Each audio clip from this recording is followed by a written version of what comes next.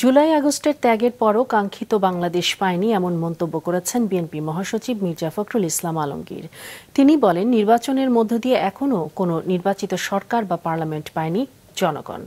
লক্ষ্য অর্জনে দলের নেতাকর্মীদের দৃঢ়তার সঙ্গে কাজ করার আহ্বান জানান মির্জা ফখরুল। দুপুরে রাজধানীর ডিপ্লোমা ইঞ্জিনিয়ার্স ইনস্টিটিউশনে বিএনপির ভাইস চেয়ারম্যান এবং জাতীয়তাবাদী শ্রমিক দলের সাবেক সভাপতি আব্দুল্লাহ আল নোমানের স্মরণ সভায় তিনি এসব কথা বলেন। নির্বাচনের মধ্য দিয়ে অল্প সময়ের মধ্যে জনগণের প্রতিনিধিত্ব করবে বিএনপি, এমন আশাবাদও ব্যক্ত করেন মির্জা ফখরুল।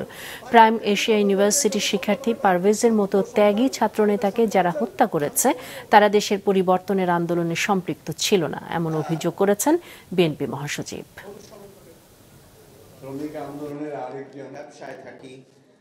আমরা সব জায়গায় যেন যারা এই সময়ে একজন ত্যাগী ছাত্র নেতাকে হত্যা করতে পারে তারা নিঃসন্দেহে বাংলাদেশের এই পরিবর্তনের আন্দোলনের সঙ্গে তারা কোনো মতেই সংযুক্ত ছিল না। যারা আজকে বাংলাদেশে একটা বিভাজন সৃষ্টি করতে চায় তারা কখনোই বাংলাদেশের পক্ষের মানুষ নন, তারা গণতন্ত্রের পক্ষের মানুষ নন।